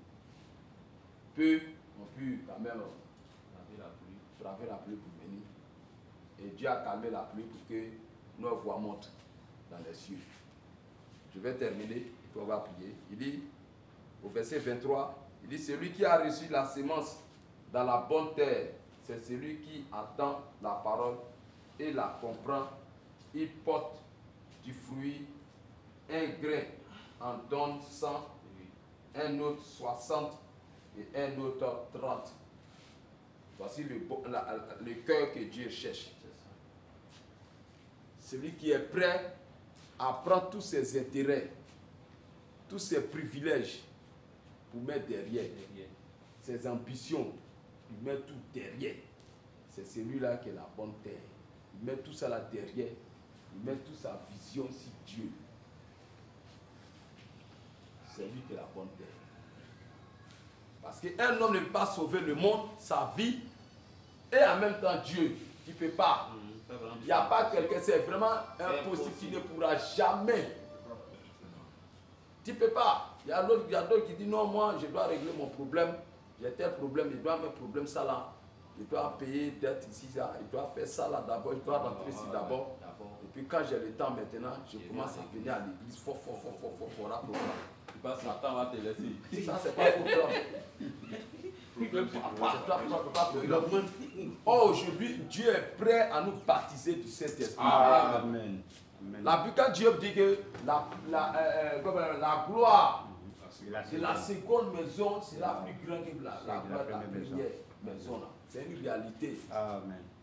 La pluie qui doit descendre sur l'église, ça vient, c'est une réalité, ça attend.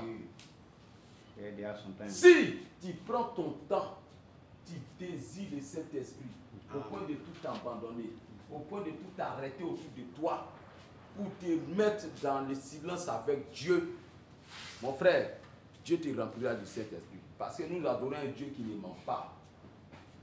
Il ne ment pas. Il a donné 10 jours aux apôtres dans la chambre haute pour recevoir le Saint-Esprit. Peut-être toi, Dieu peut te donner 5 jours. Peut-être toi, Dieu peut te donner 1 mois. Peut-être toi, Dieu peut te donner 1 semaine. D'autres même, c'est 3 jours. 1 journée, Dieu peut t'accorder le Saint-Esprit.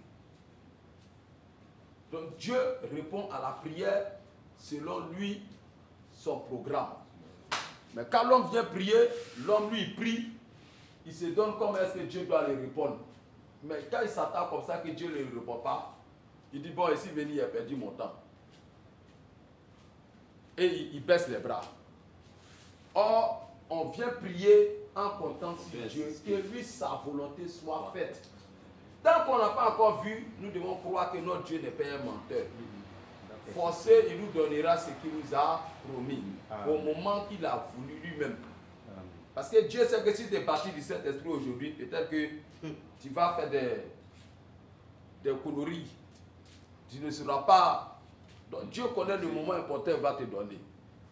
Donc nous devons venir chaque mardi pour rechercher ça, jusqu'à ce que le Seigneur nous donne. Et puis deuxièmement aussi, nous devons être d'un commun accord. Nous devons être déterminés d'un commun accord. Ce n'est pas que des gens qui vont venir aujourd'hui, il vient aujourd'hui, l'autre mardi il ne vient pas, donc quand un mois, il freine les autres. Il bloque les autres. Pourquoi est-ce qu'on est en train de tourner en rond? Parce qu'il y a certains parmi nous, en tout cas si on doit faire tri, on va faire tri. Parce qu'il y a certains parmi nous qui ne sont pas décidés. C'est ça. Ils ne sont pas décidés. Il n'y a pas de Ils ne décision. sont pas décidés. Ils restent à la maison, ils viennent quand ils veulent. Oh, ouais, ça, c'est pas correct. Ils viennent quand ils veulent. Il va voir passer l'idée. Ils s'assoient. Chasser les gens. Bon, ça devient amusement. C'est ça. Bon. Donc, on n'est pas d'un commun accord. Parce que Dieu précise dans la Bible qu'ils étaient d'un commun accord. Chacun de nous doit décider. C'est une soif. Tous ceux qui sont en train de regarder le temps s'approcher, les temps sont déjà finis. Sans le baptême du Saint-Esprit, tu ne pourras jamais te préparer. Jamais même. C'est le Saint-Esprit qui te conduira dans toute la vérité et c'est le ça. Saint-Esprit qui te préparera. C'est ça. Si tu n'en as pas, tu ne peux pas. Les plaisirs du monde qui sont sur la terre, Ça va te prendre. personne ne peut résister devant ça sans le Saint-Esprit. Aucun homme, personne. Les soucis de la vie te vaincront. Ça va te vaincre. Tu ne seras pas prêt. Ça te met KO. Donc, il faut venir prier. Dieu nous a donné un mardi de toutes les consécrations. À l'église ici, on n'avait pas de temps, mais Dieu a tout fait pour creuser, pour nous donner un temps, mardi, pour les évangélistes. Donc, on doit venir chercher le Saint-Esprit, on doit venir prier pour ça. C'est très important. C'est très important afin que nous puissions produire les yeux du Seigneur Jésus-Christ. Vraiment, que Dieu bénisse le frère encore. On a besoin des gens vraiment qui se sont abandonnés pour qu'au travers d'eux, le Seigneur puisse aussi nous parler. On a appris beaucoup. Que vraiment le Seigneur vous bénisse. Hein? On avait été parlé à l'oreille, quoi. Je sais pas si